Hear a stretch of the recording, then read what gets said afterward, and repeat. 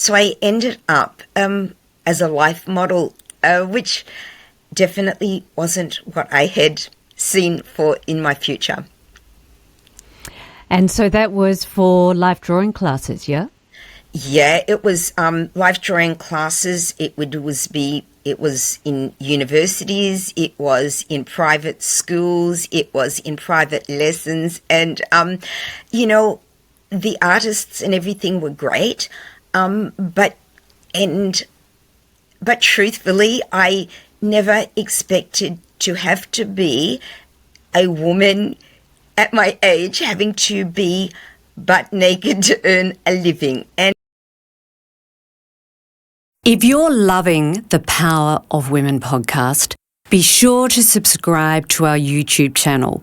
That's where you're going to get the latest episode, the best content, and be sure to log in to YouTube and hit that subscribe button.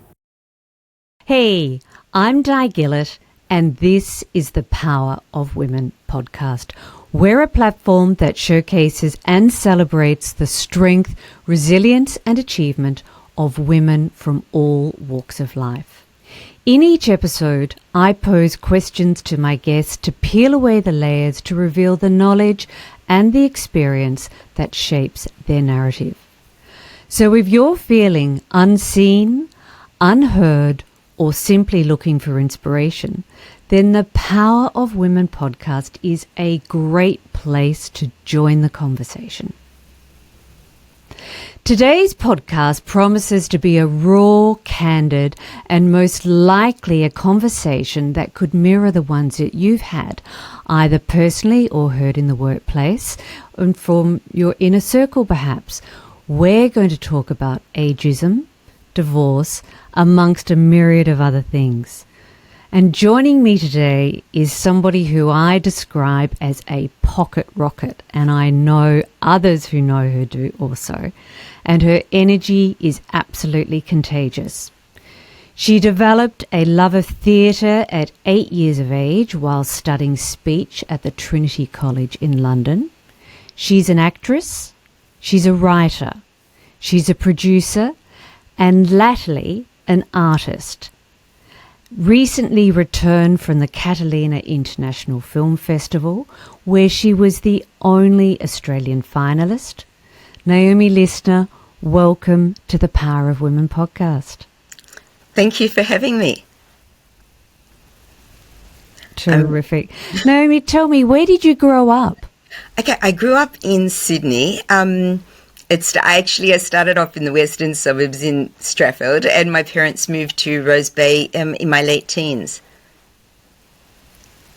Okay. And how did you end up at the Trinity College of London? Okay, well, my grandfather, who had a terrible stutter his whole life, literally couldn't get a sentence out like that bad. I had the most minute stutter as a child, and that was usually because I would struggle to get attention and get a word out in, having a brother and twin sister. And so I had this slight stammer, so my mother, sent me to elocution, and that's how I ended up there. Almost the King's Speech, Naomi. It is a bit. Yeah, tell me. So what's the most powerful learning you've taken away from your childhood? Okay, well, you know what I think?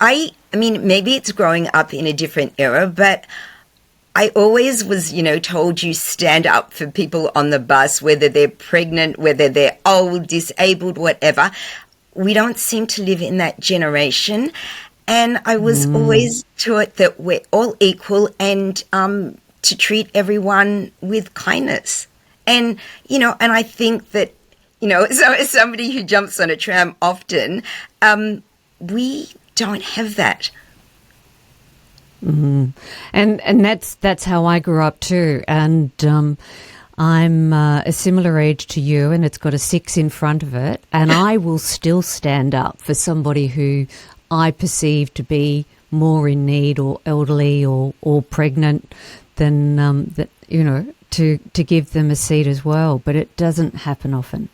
No, I kind of, and I do love, and I know you're married to somebody with old-fashioned manners, and I love that. I love, I mean, I know talk about all this stuff with equality, but I'm sorry if, I love it when a guy opens a door for me or stuff like that. I just love anything that is good old-fashioned manners and kindness. Yeah, and equally same. And I mean, I love it that my husband walks on the outside of me on the street, which is a traditional old style tradition. But equally, I'm very happy to hold the door open for a female. I don't care, but I do too. do like the respect. Yeah. I do too, and I know that I've often, because, especially, somebody who's just traveled, and the bag is usually bigger than me, and at 157 centimeters, that's not difficult. And, when someone says, "Can I help you?" I'm like, yeah, because, Yes, pulling a luggage, please. it's just tough. Yeah, no, I agree. I mean, I can't reach So, the Naomi, other let's... Yeah, no, I can just, depending on what footwear I'm wearing. So, Naomi, you've had extensive training as an actor. Can you tell us about that? Okay, well, I mean, it did start with the Trinity College of London because I had to do lots of plays, and I think my first was Peter Pan as a child. And then as I was a teenager, I went to the Ensemble Theatre Studios in Sydney and worked under the direction of late Broadway star Hayes Gordon. And I did that for years. And, when I moved down to Melbourne, I was a bit rusty. So then I went to see Peter Callos in at the Melbourne Actors Lab. So what was it like trying to gain traction as an actor in the 70s and 80s? Tell us about that. Well, it was a different time. I mean, for a start, nobody had mobile phones, nobody had the internet. If my agent wanted to talk to me, my page would go off. And so you had to have a local agent. So in that way, it was probably good and bad. But also, the industry was different. We got to know the casting directors because we were invited in to see them. And now, we live in a world of self-tapes, so you don't really get to see them as much. And in a way, it was also easier in so many ways. I didn't have to, if you get a job at a bank or anywhere else, they don't ask you your sexual preference or your ethnicity or any. But now, in this politically correct world, I get asked that, and I think I preferred the simpler times where it's just. I mean, I believe in diversity, but I also believe in just choosing whoever suits the part, and we've lost that, and I think that's a real shame. So that is you're suggesting those style of questions are put to you in a casting situation today, or? Well, I mean, often you're asked what your background is, and is background a genuine question, or is background code for something else? Well, I mean, I see it from their point of view that they're trying to be inclusive. I mean, looking at me, because I do have dark hair and, high cheekbones, which is very European because, my ancestry does go back that way. I just think, though, I think that we overemphasize. You feel it's discriminatory? I think truthfully, in certain ways, it can be. Maybe not deliberate. I don't think deliberately, but I think it's just that we're too politicized. Like I really believe, no matter what the role is, that we are actors, and actors are there. Are there to. That's our job as actors, to transform. And I think that sometimes it should just be about that. And I know I'll lose. And we're talking about you as an actor. Does anybody use the term actress these days? Sometimes, and I'm not offended by it anyway. I don't care whether they call me actor or actress. And I know some people do, but for me, it's, tomatoes. I don't care. Got it. We had a chat ahead of today's podcast, and I know suffice to say your marriage wasn't a happy one, and you finally divorced in your 50s. How difficult was that? Okay, well, it started off happy, and I had lots of happy years, but it did go pear-shaped, and I think he would agree with that as well. But yes, it was very happy and unhappy towards the end, and I wish that I had the courage to leave earlier. But it's very hard when you've been the stay-at-home wife and you don't have a stable career and all of that sort of stuff. So in that way, I guess I was a bit of a coward, but so I guess starting again in my 50s, which I never thought I would do, was quite frankly daunting. I had lost a lot of confidence and faced a lot of rejection, truthfully, on age. And I guess fronting up for casting is full of rejection. So I imagine that batters your confidence, as does a failing marriage, takes its toll on your confidence as well. I think, a lot of stuff on my marriage did affect my confidence without sort of going into, No, we don't need to go in the detail. Disparaging him.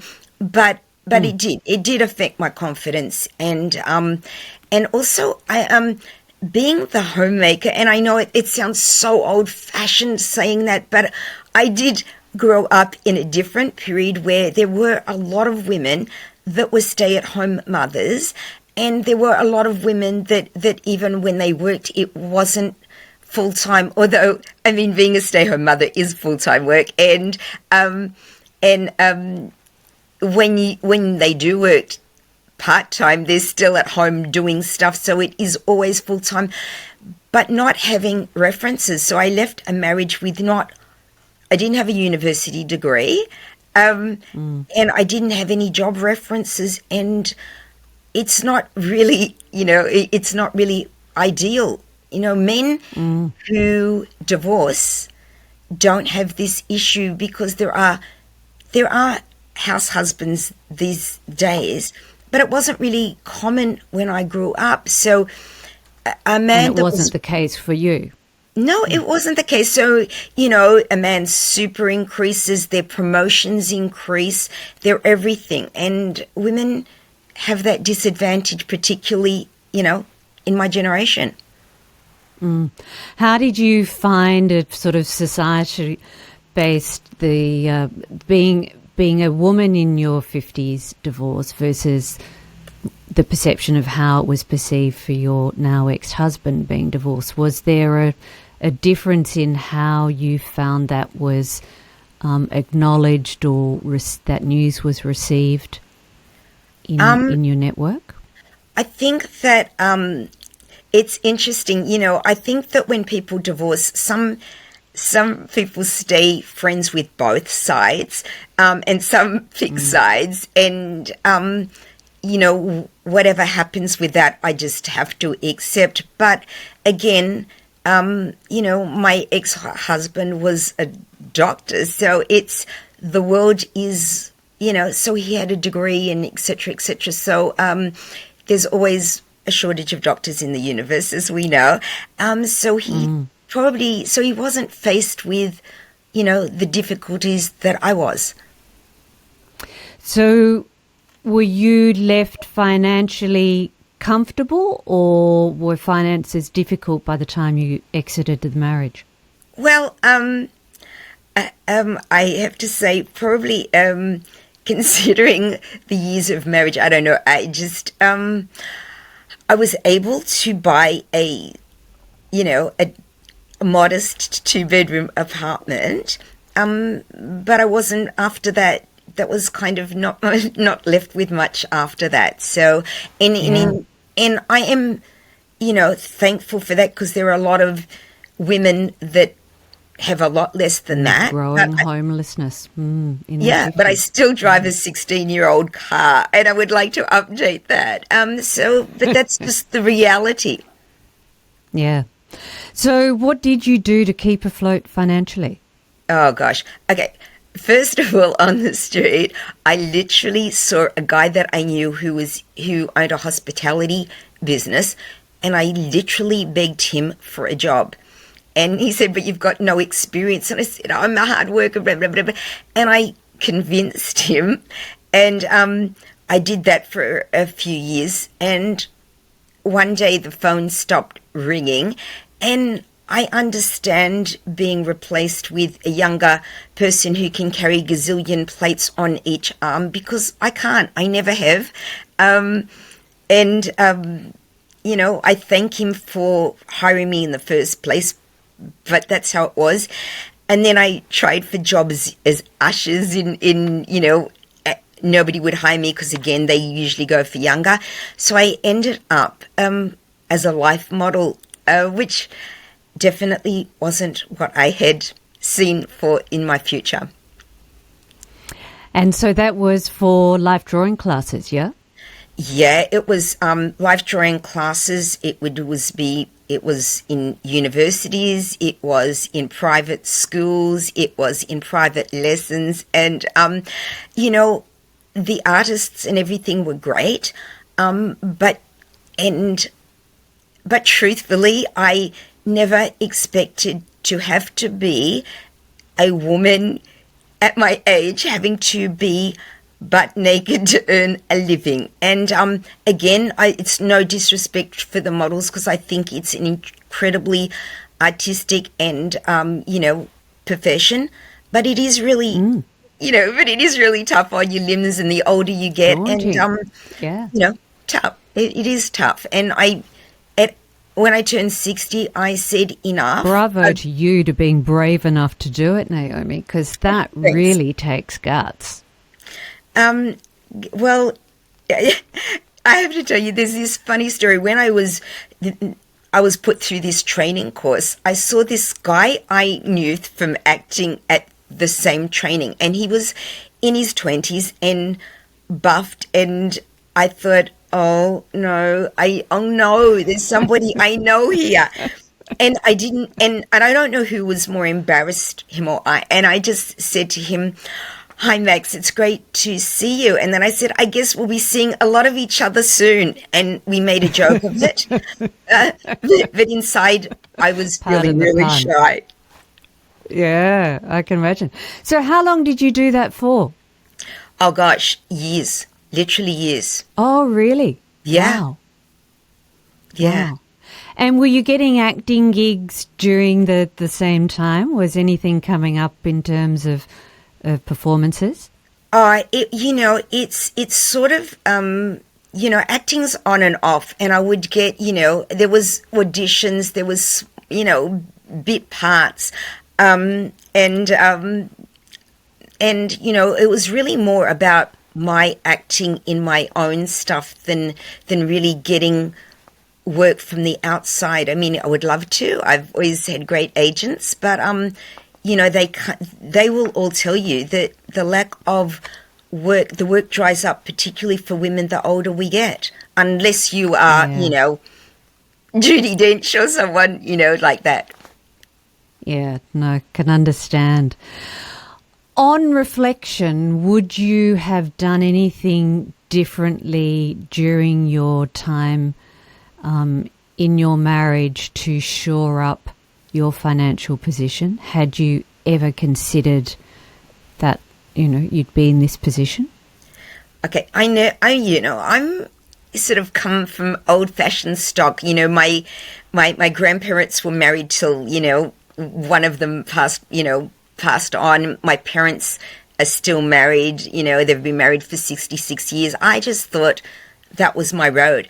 And I wish that I had seen things that I didn't see, and I wish I didn't just sign forms trustingly, and that I took a more interest in, our super, and instead of just trusting him with everything. And I'm trying to say this without disparaging him, but just just for me, that I was a bit more aware.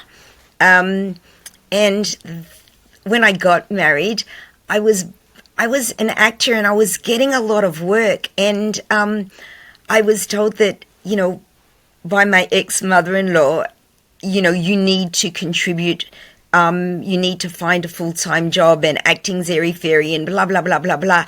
And, I wish that I had just said, no, I was an actor before I met your son. And I wish that I had stuck to my guns, but I didn't. And I felt, I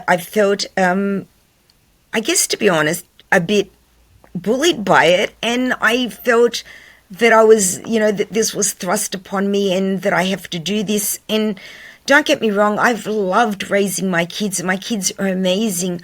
But I wish that I didn't drop acting entirely to be a mother, that I felt that I could do both. I just felt that they weren't letting me. I know that and makes you sound weak. Oh, no, it makes you sound like so many people who will have been through a comparable experience, and particularly women of our age. And the reason we sit and discuss this is, as rich lived experiences and lessons and learnings for other women to listen to, and remind us that we need to be, whilst we may have the good fortune of somebody looking after our interest, we need to make sure we are looking after our own interests as well. So it's a great lesson for others to listen to. Yeah, because I do carry this. I guess I can only describe as this deep shame that I didn't escape earlier, and that I put up with certain things that I probably shouldn't have, and or that I know I shouldn't have, and that I can only just say, as a scared rabbit, not being brave enough to walk away, and that is a shame that I live with, and that has affected my confidence in so many ways. Have you got your confidence back? Not entirely. I mean, I have this, people who see me out, and, and see me goofing about and dancing on the, on the dance floor like a lunatic and all this, think that I have all this confidence. But the people who know me really, really well know that that's not true. It's just not. Well, coming up, we're going to explore the challenges around ageism and hear about what you did next, Naomi. If you're loving the Power of Women podcast, be sure to jump on to our YouTube channel and hit that subscribe button to ensure you never miss an episode. So, Naomi, could we delve into the ageism discussion? We talked about this at length ahead of today's podcast, and I'd like to raise a couple of points that you actually mentioned, and I'm going to plagiarise here. You said a woman's role at her real age is called elderly. You also said, ironically, I get more roles if I had grey hair and looked more elderly. Let's just unpack both of those. So, what sorts of roles are you being considered for? A woman of your age is now called elderly? Sometimes. But I often get, we want real women with natural hair. Well, I'm sorry, I've got nothing against grey hair. I just don't want it. I mean, Choose not to have it. I choose not to have it. I mean, my face is, and I don't care what people do and choose not. But I, I've got lines and I don't hide them and they're there. But no, I don't want grey haired, and I don't think of myself as elderly in any way, shape or form. But there is this image and of how we, that a real woman of, and I'll say it, I'm 62, so a real woman has, grey hair, and we somehow lose our dress sense and Rubbish. Yeah, which I know, and also that I am, as you can see, I'm petite, and I literally, I'm something pathetic, like somewhere between, depending what time of day you weigh me, between 46 and 48 kilos. So I am tiny by anyone's standard, and, which never used to be a problem till Dove put out Real Women Have Curves. Well, no, I don't. And so I never get food commercials because, clearly I don't eat and starve myself. I mean, but the same, it's funny, I've got a really close friend, and I won't say his name, but he's a male actor, and he's wonderful and talented, and I adore him.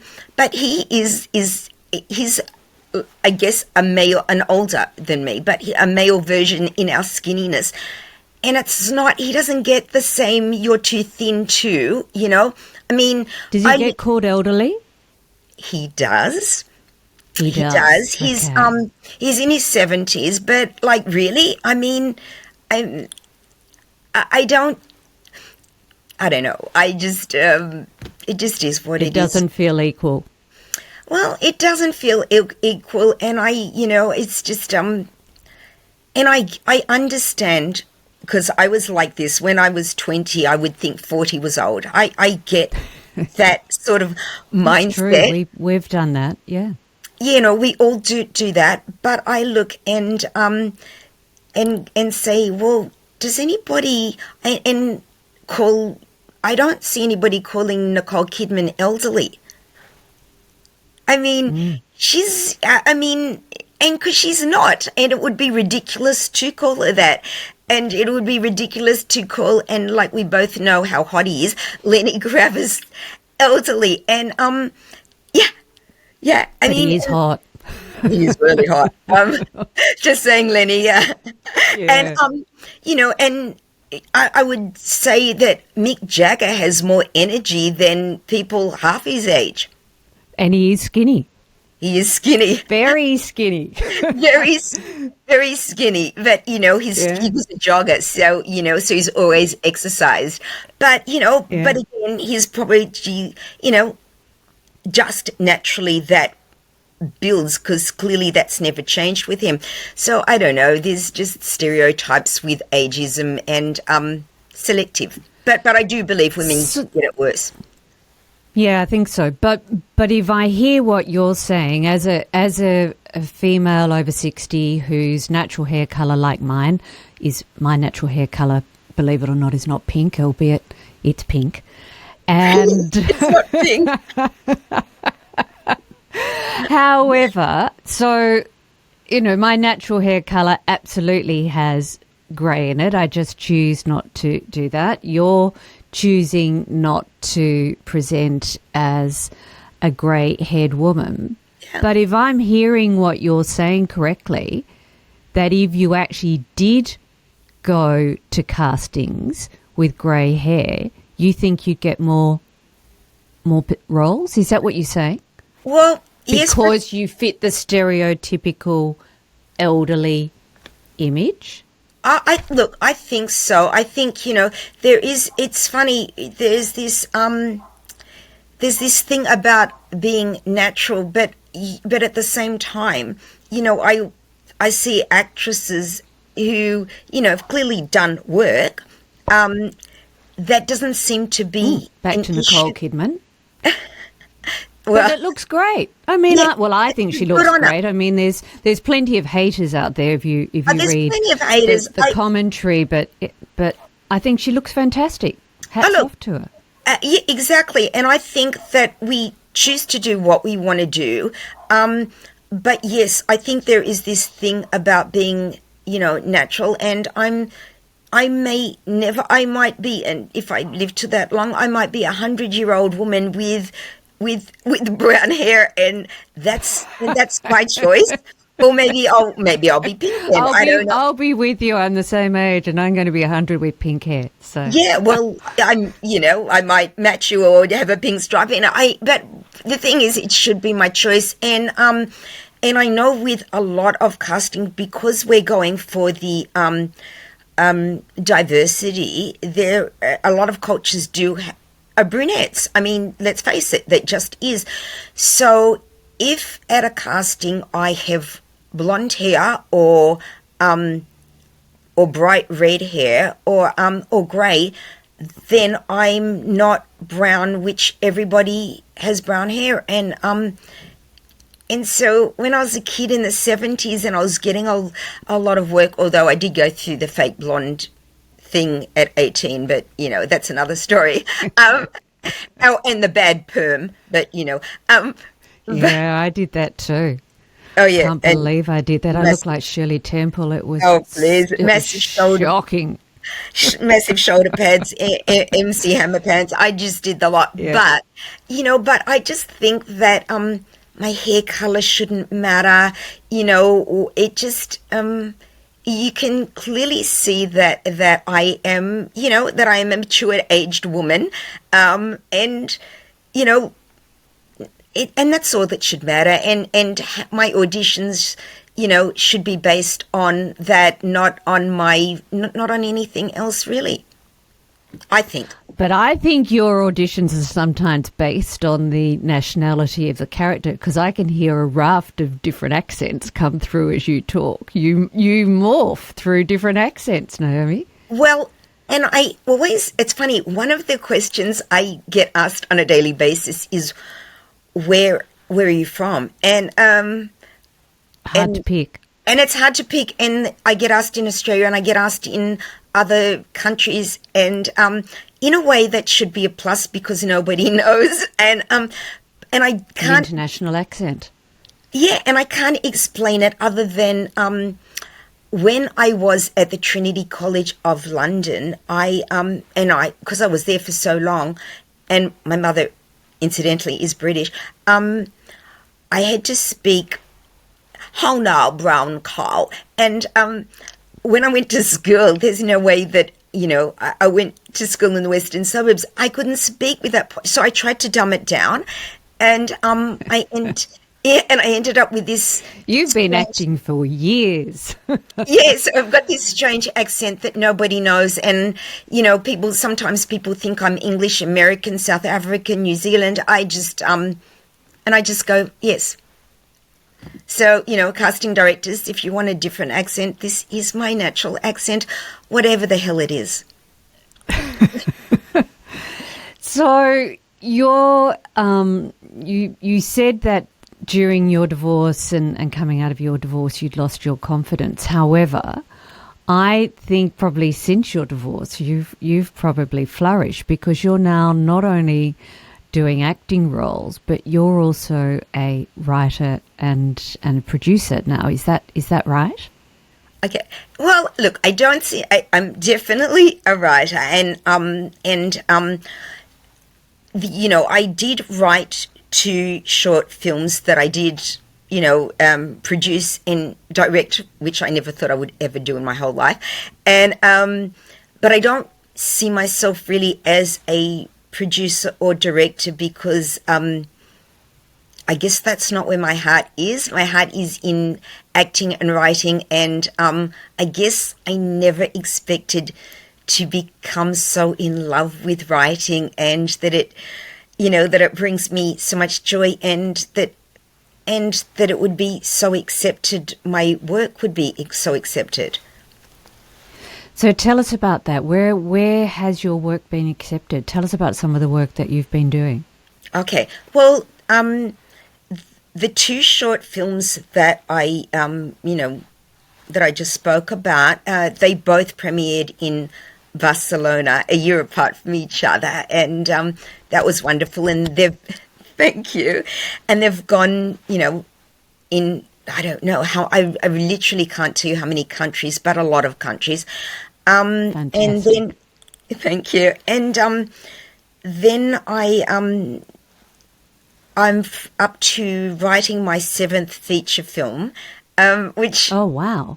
And I never wrote. I mean, I never wrote when I was married. I mean, never. And this is like, well, I guess never. So this is all, the writing has only come to the fore since you left the marriage.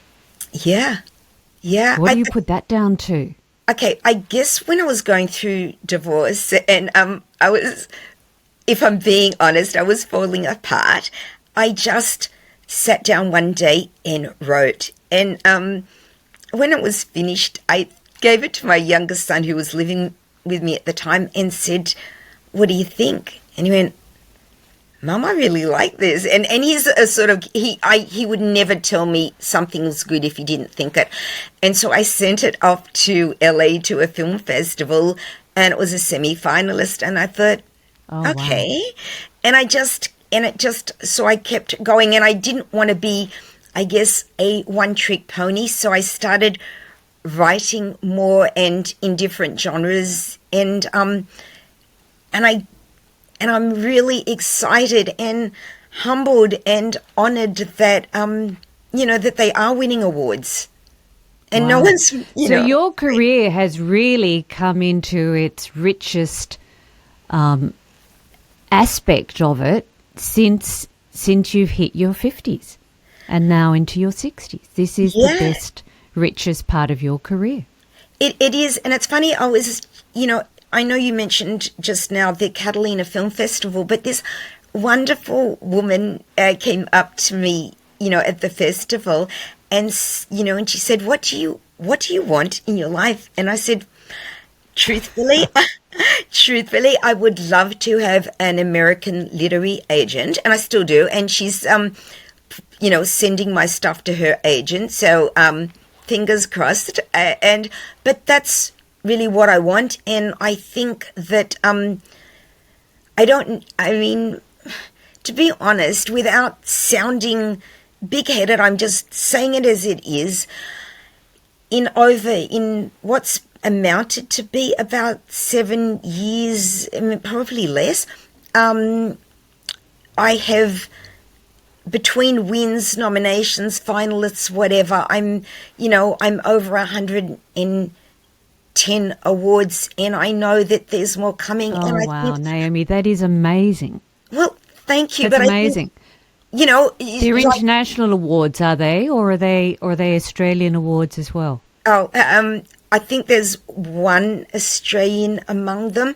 They're all international, and and so I'm just hoping that, that somebody listens to this and goes, "Hey, yeah, we should sign her up. This girl can write." Yeah, wow. Congratulations. Thank you. Back to that point, it sounds like your work is more readily accepted internationally than domestically. What do you make of that? I don't know what to make of it. And it's funny, I tried entering in even little known ones in Australia that kind of turned me down. Thank you to Brisbane, who accepted me. Thank you. But I don't know, because there was a film and a screenplay recently got turned down in Australia, and it got into an Academy Festival, and I think, well, it got into an Academy BAFTA Festival, but I don't know. So it's no disrespect to Australia, but and not everyone's going to love my work, but. Is it a particular style, a particular genre that you're writing? Well, I do. I've written drama. I've written comedy. I do rom-coms. The last the one that I was in Catalina for, that again with is my first children's fantasy with I've got an alien from Mars in it. Christmas happy family story, and now I'm writing my first crime thriller. So I guess oh wow, diverse. Yeah, I probably think that I could write most things, but maybe not sci-fi, because I'm just not drawn to it. Me either. My husband loves it, but you couldn't get me to a sci-fi movie for love or money. I have no interest. Me too. Me too. But as a kid, I loved the magical world as a child. I loved The Lion, the Witch and the Wardrobe. As an older person, I loved Tolkien, but sci-fi just doesn't press my buttons. Yeah, and me too. And and I think that respect to people who love it, and I think it would be difficult to write. But it's just, and I've never written a horror, but I might. But I tend to, I guess I tend to write things that are topical and that appeal to me, and no matter what genre, for me, it's about seeing whether they're a goodie or a baddie in my plots, the heart of a person, and why they, choose the decisions that they do choose. So you have, without doubt, become more emboldened since your divorce. Yes. Yeah. And you've found your feet, so well done you. Thank you. Just, what are your top 3 awards that you're most proud of, Naomi?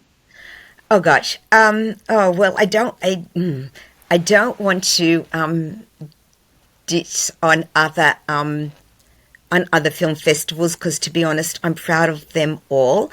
I have to say that the first time I got in an Academy BAFTA film festival, I literally danced around the living room, and I can imagine. And I am still this kind of, I still get this incredible nervous energy when I open up my email and I'm going to hear a yes or no. And honestly, I literally tear up, and people go, how can you tear up? But I do. How couldn't you not tear up? Good heavens. I think that point of acceptance must be a very emotional moment. It is for me, because I don't always feel accepted. I think even there's now, many occasions where we don't feel accepted, but being told we've done a good job, whatever it is, or being recognised in something that we're passionate about, I don't think there's anything more uplifting than that.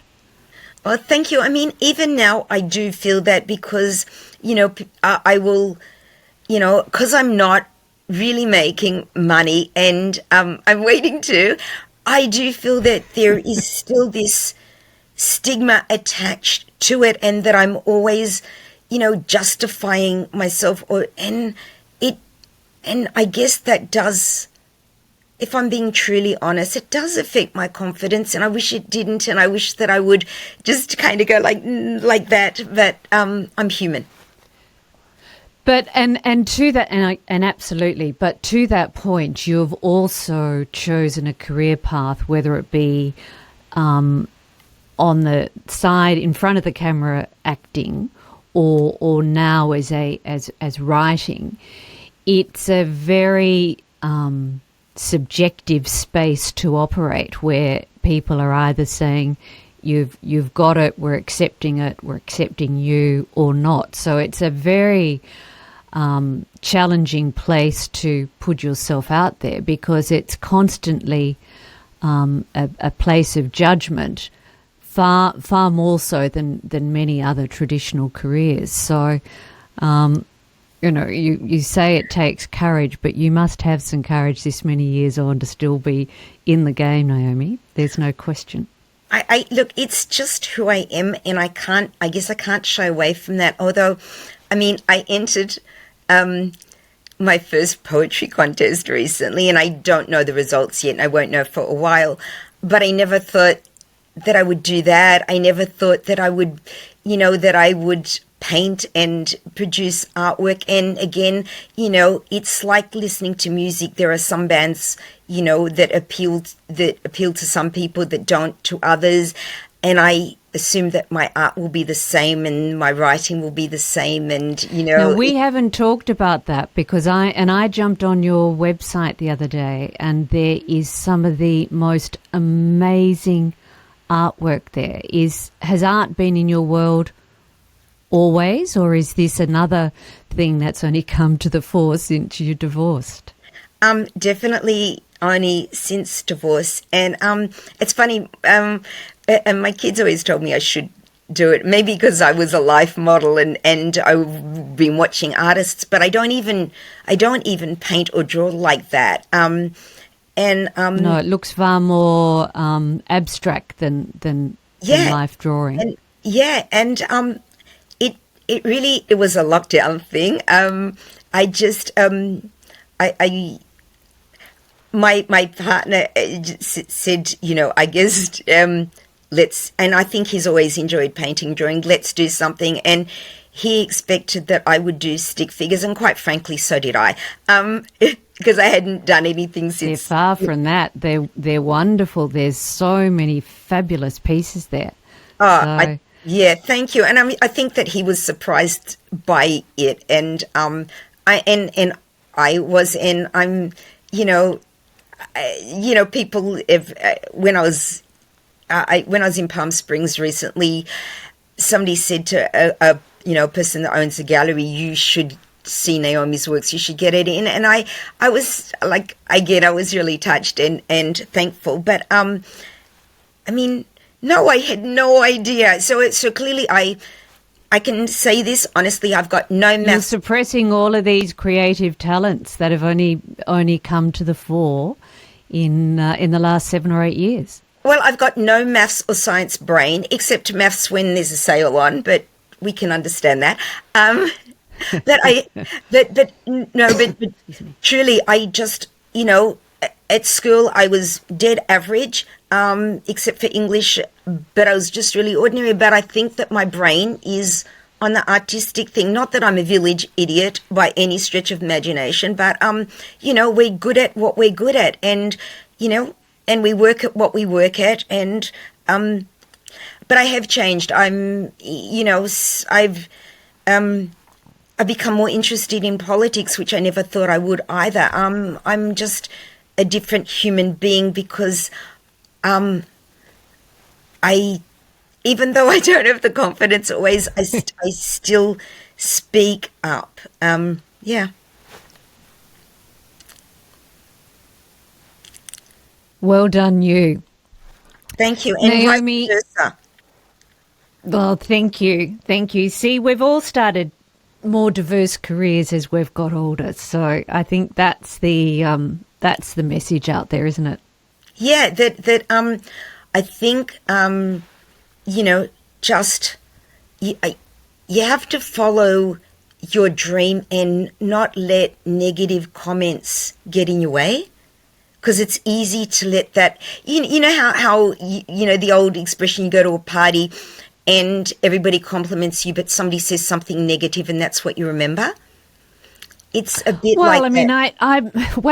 I had that happen only the other day at the hairdressers, and I was, excuse me, I'm now losing my voice, sharing that with somebody where I have a particular look and it's not a standard sort of hairdo, and I was doing it, and a woman sitting next to me said, "Oh, gosh, you do that very well." And then she said, "But it's rather tall."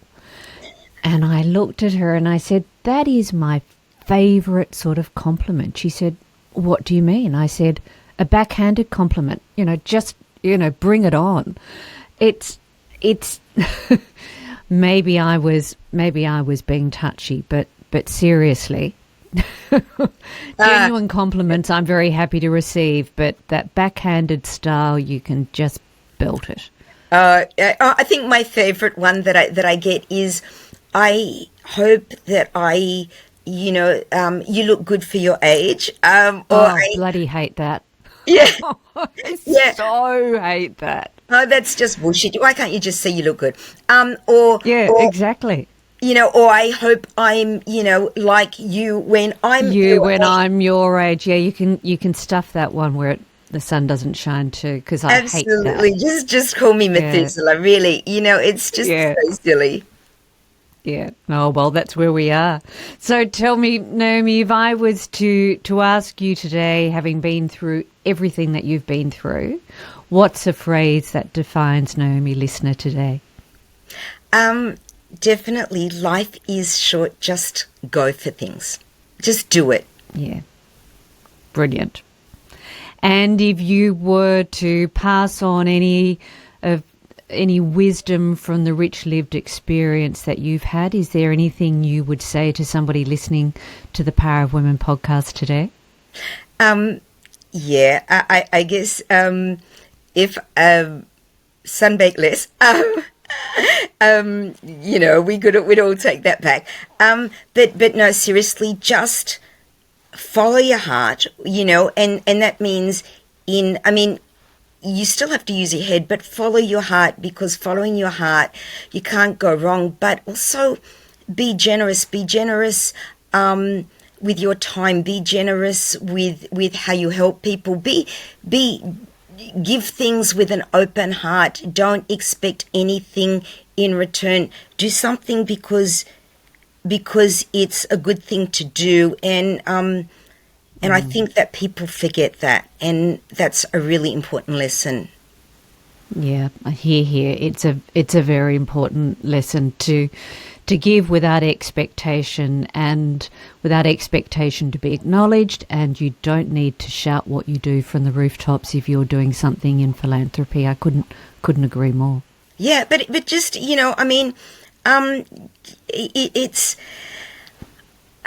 I just don't get, people who wait to do things. And, I look, and my parents are older, and my father, is 90 and my mother is 84. And she said to me, I wish that we traveled more, and now we can't. And I say, just do it. Just do it, because none of us know what's around the corner. Yeah. So do what you can when you can. Yeah, couldn't agree more. Naomi, thank you so much for sharing your story with us today on Power of Women. Where can we find you? You've got a website. How do we find the website? Okay, so it's www.naomilisner.com. I'm on IMBD. If you Google me, there's like 5 gazillion things, truthfully. Brilliant. And I'll make sure that we add that website into the show notes with the spelling Lisner, Naomi Lisner, so that we can we find that. And you can also find me on my podcast, powerofwomen.com.au. I'm also on the socials. And as always, please subscribe and follow the podcast wherever you get your favourite material. Until next time.